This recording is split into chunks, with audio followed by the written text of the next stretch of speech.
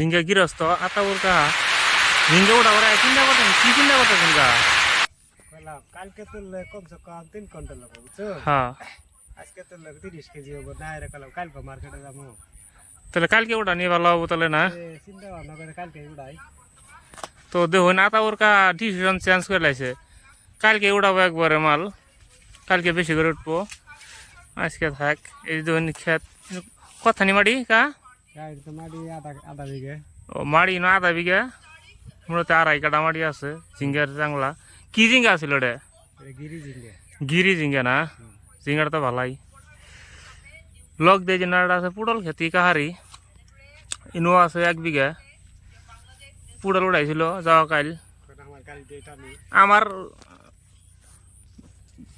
Local গৃহস্থ গাড়ি কথা বন্ধ না।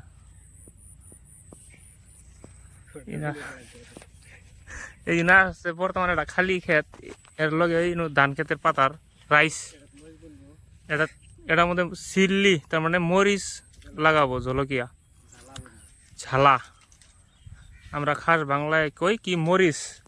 তারপরে এই আছে রোয়া ক্ষেত, ধান ক্ষেত, রাইস। এই দেখেন